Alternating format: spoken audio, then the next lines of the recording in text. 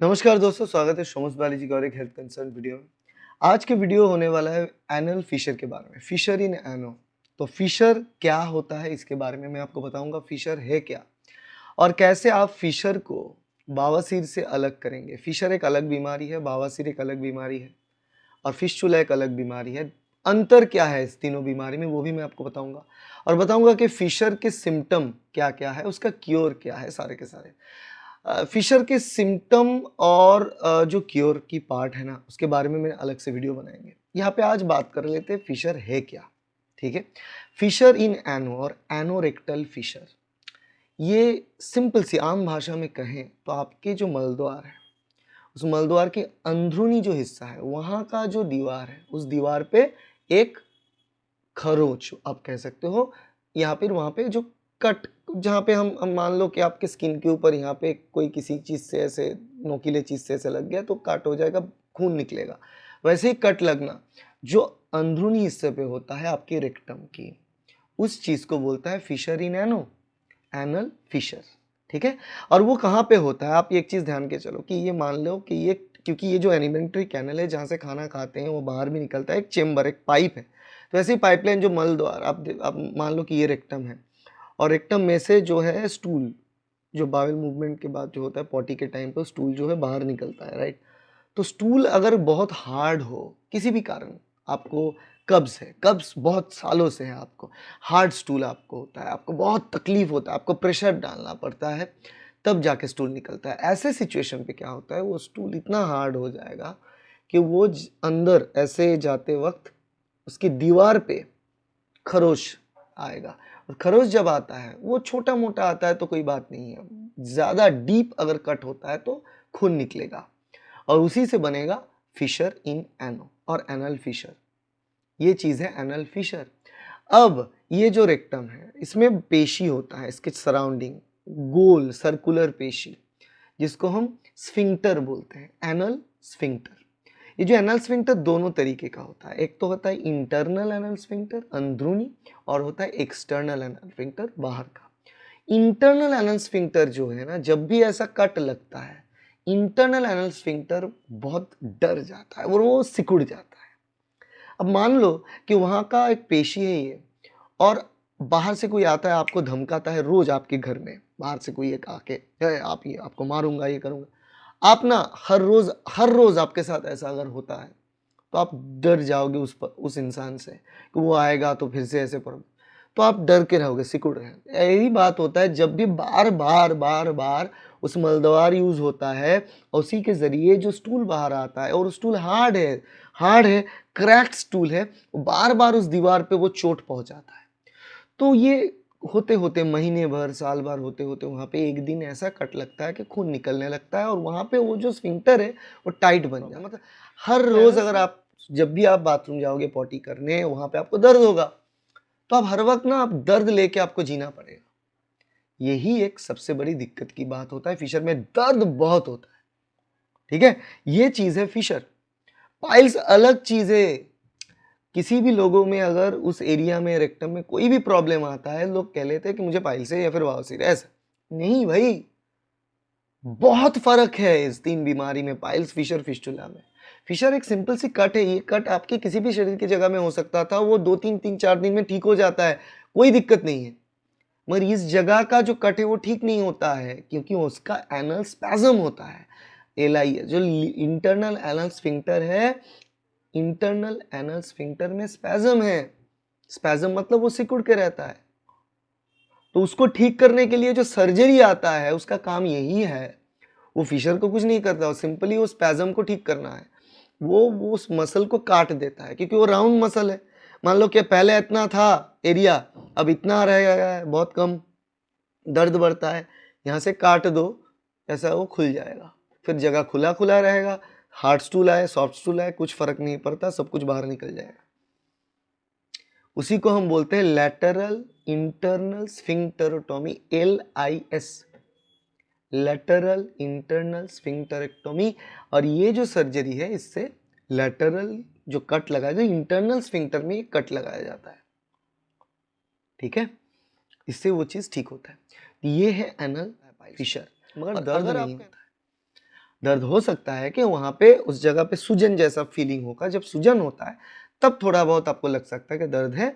आप कुछ जगह पे बैठेंगे तो अच्छा फील होता ही है। और एक्सटर्नल पाइल जो होता है उसमें दर्द होता है थोड़ा बहुत। मगर फिशर में डे 1 से लेकर जब तक ना वो ठीक हो दर्द होता रहता है। ये चीज आप गांठ बांध लेना। उसमें खून नहीं निकलता है उतना फिशर में, मगर दर्द सबसे ज्यादा होता है। फिशर खून कम निकलना, दर्द ज्यादा। पाइल्स खून ज्यादा निकलना, दर्द कम होना। और फिशर का हैबिट जो सिम्टम यही होगा, दर्द हर वक्त रहता है आपको थोड़ा बहुत उस एरिया में। आप जब कोशिश करेंगे एनल स्फिंक्टर को क्लोज करने, बंद करने खोलने की, बंद करने खोलने की, आप देखना दर्द आपको महसूस होगा नॉर्मली भी। और दर्द बढ़ जाएगा जब आप पॉटी करने जाएंगे। जब आप पॉटी करेंगे, फर्स्ट वो निकला, उसके बाद दर्द बढ़ जाएगा। पॉटी करते टाइम भी आप ठीक ठाक उसको फिर भी मैनेज कर सकते हो पेन।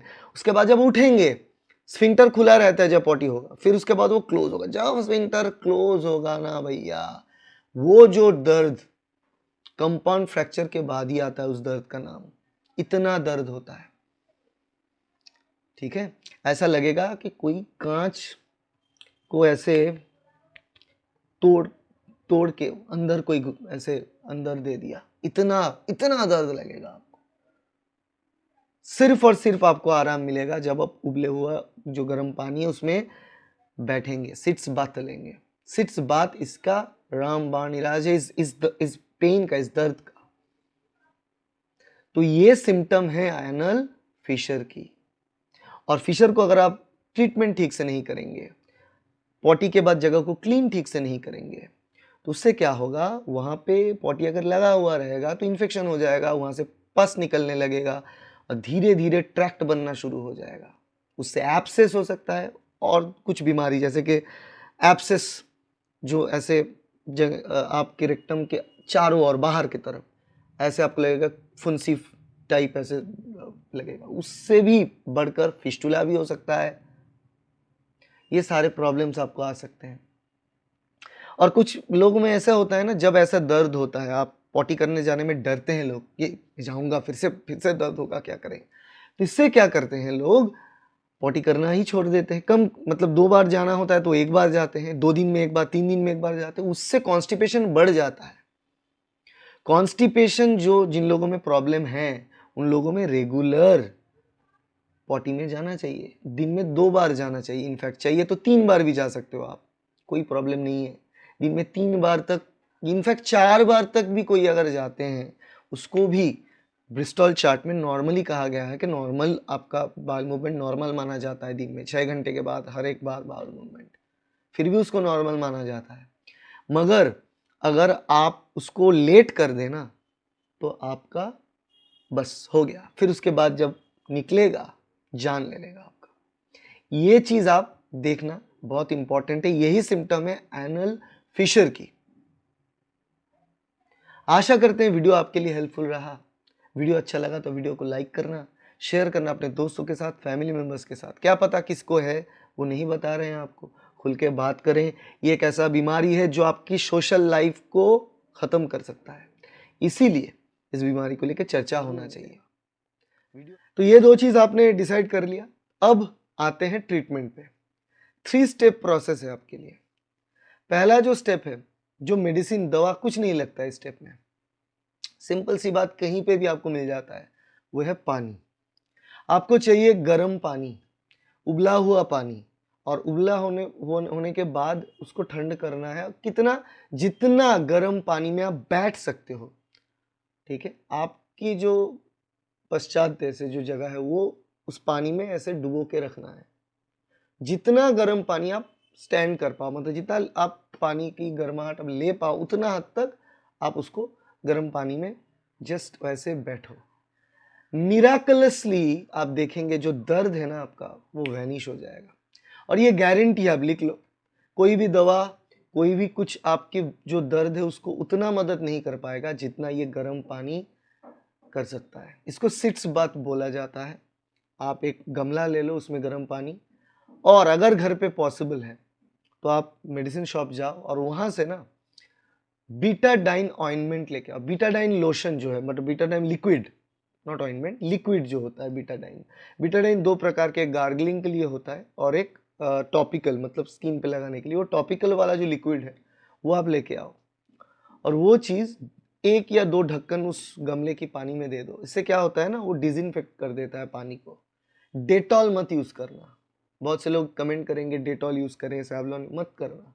बीटाडाइन ऑइंटमेंट, ठीक है। अब बीटाडाइन ना मिलता है तो वही वैरायटी का कुछ और आपको जो मेडिसिन शॉप वाले हैं वो दे देंगे, ठीक है, जिसमें प्रोविडोन आयोडीन रहता है। तो ऐसा कुछ बीटाडाइन बहुत कॉमन है, अब मिल जाएगा। आप वो 2 ढक्कन पानी में, गर्म पानी में दे के उसमें बैठो। बस आपको ये करना है दिन में 3 बार मिनिमम। पहले जो स्टार्टिंग में 3 से 4 बार करना है, जब भी आप टॉयलेट जा रहे हो, आ रहे हो, आने के बाद ये करना है आपको। 2 बार जाते हो तो 2 बार, और 3 बार जाते हो तो 3 बार, उस हिसाब से आप इसको करते रहो। थिंग हो गया, पहला स्टेप हो गया। सेकंड स्टेप जो है, ये तो सीड्स बात आपको करते रहना है। अब ये सीड्स बात करता तब तक रहना है जब तक आप ठीक नहीं हो जाते। उसके साथ साथ जो चीज आपको चाहिए वो है ऑइंटमेंट, क्रीम, लोशन। कौन कौन सी क्रीम आपको इस्तेमाल करना है? देखो वहां पे 2 प्रकार के क्रीम मैं आपको बताऊंगा। एक तो है जो जगह को ठंड रखने के लिए क्रीम आता है, मतलब जिसको हम बोलते हैं लॉक्स। लॉक्स 2% जेल आपको मिल जाएगा। जेल एक जेल की तरह होता है, कम दाम होता है, बहुत ज़्यादा दाम नहीं है, आपको मिल जाएगा। ये लिडोकेन जेली है। लिडोकेन क्या करता है, उस जगह को नम कर देता है, मतलब उस जगह का जो फीलिंग है उसको घटा देता है। तो किसी जगह का फीलिंग अगर कम कर दोगे तो वहाँ पे दर्द हो रहा है तो वो फीलिंग भी कम हो जाएगा, तो आप वो वहाँ पे अप्लाई कर सकते हो।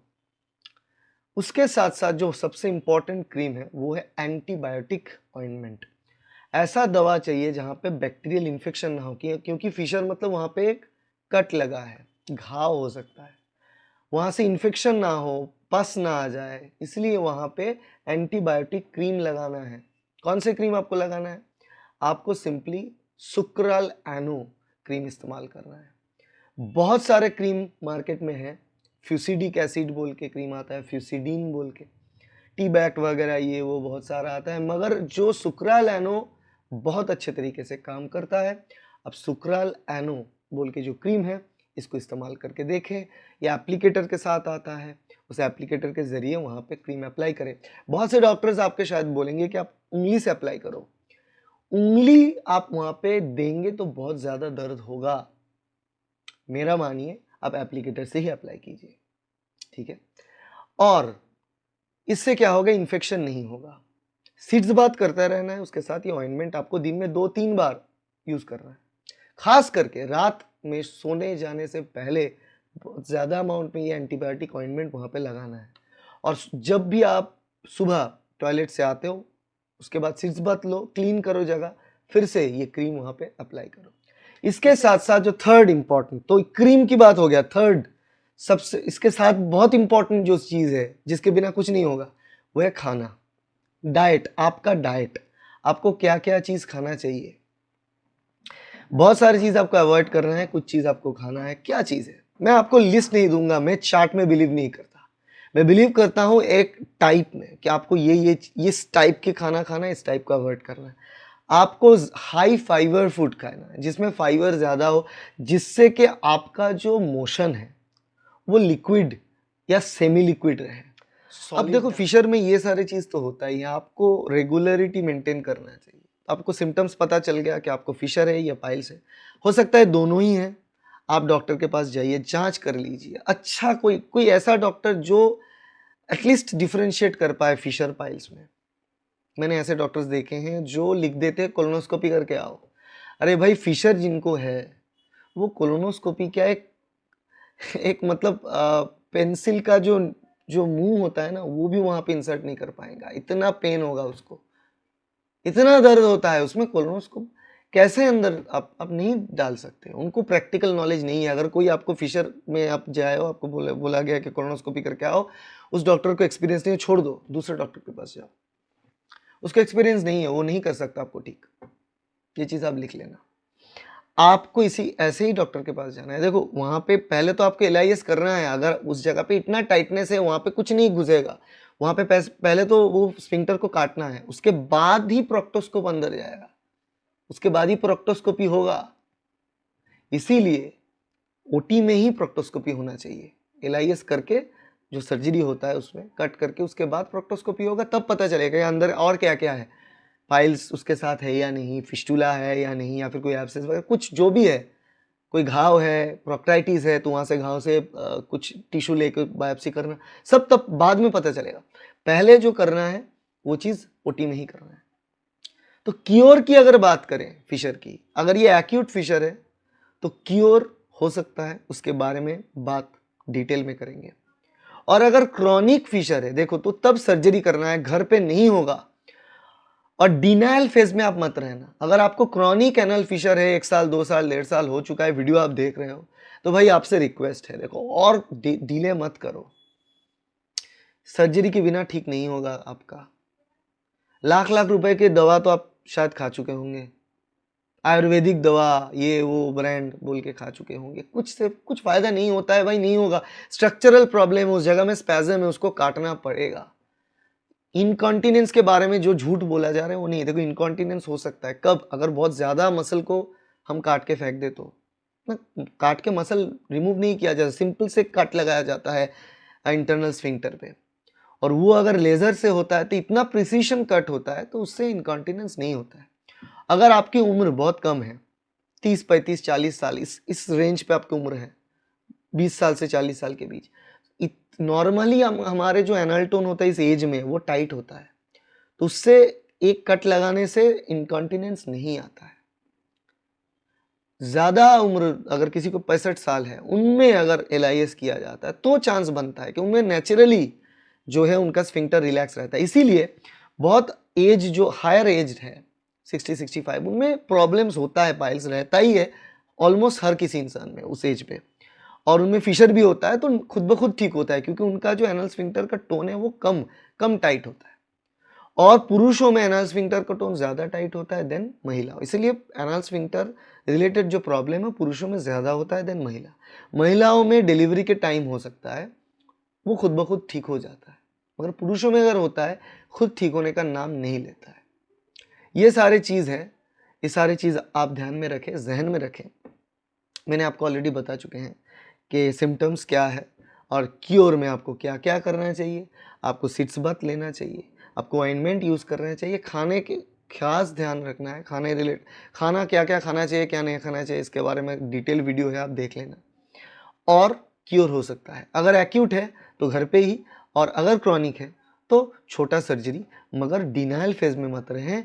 आप सोच ले, ठीक एक सर्जन के पास जाए जो एक्सपीरियंस्ड है एनोरेक्टल सर्जरी में, जो एटलीस्ट पहले मतलब 50-100 ऐसे सर्जरी कर चुके हैं, उनके पास जाए। क्योंकि ये सारे जो ये प्रॉब्लम है एनल फिशर रिलेटेड, ये रिकरेंस भी बहुत ज़्यादा होता है।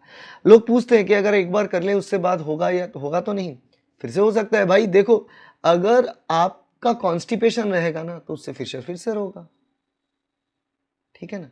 तो इसीलिए आपको ध्यान में रखना है कि लाइफस्टाइल जो एडजस्टमेंट आप कर चुके हो वो ठीक ठाक से मेंटेन हो।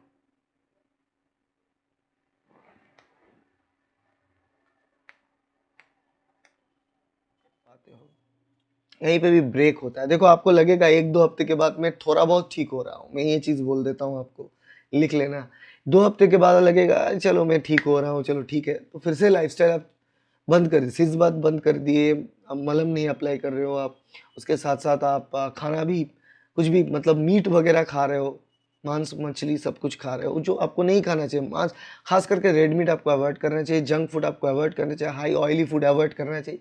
फिर से खाने लगे आप, देखना फिर से 3rd वीक से आपका प्रॉब्लम स्टार्ट हो जाएगा, क्योंकि ठीक ठाक तरीके से फिशर ठीक होने में 1.5 से 2 महीना टाइम लगता है। 1.5 से 2 महीना टेम्पोररी रिलीफ आपको मिल जाएगा विद इन 3-4 डेज, 1 हफ्ते के बीच, मगर पूरा तरीके से ठीक होने में ये 2 महीना तक लग सकता है। इसीलिए 1.5 से 2 महीने तक आप सारे के सारे चीज़ों को मेंटेन करें, उससे आपको ही बेनिफिट मिलेगा। जो जो चीज़ मैंने आपको इस वीडियो में बताया उसको आप गांठ बांध ले, तो आप कभी भी फिशर से बाहर आ सकते हो। कभी भी आपको फिशर होता है, वीडियो को रेफर करना, प्रैक्टिकल नॉलेज से आपको बता रहे हैं, हजारों लोगों को देखने के बाद आपको बता रहे हैं। ऐसा नहीं है कि जस्ट सर्च कर लिए कि फिशर के सिम्टम्स, फिशर के ट्रीटमेंट, किससे काम होता है, किस चीज़ से काम नहीं होता है, मैंने आपको बता दिया। तो वीडियो अच्छा लगा तो लाइक करना, शेयर करना अपने दोस्तों के साथ, कलीग के साथ, फैमिली मेम्बर्स के साथ। सब्सक्राइब करना इस चैनल को ताकि ऐसे वीडियो आपको मिलता रहे। और अगर आपको जानना है कि फिशर के सिम्टम्स आखिर क्या-क्या है और फिशर में क्या खाना चाहिए, क्या नहीं खाना चाहिए, उसके डिटेल्ड वीडियो इस चैनल पे मौजूद है। वो वीडियो भी आप देख सकते हो। Thank you, bye.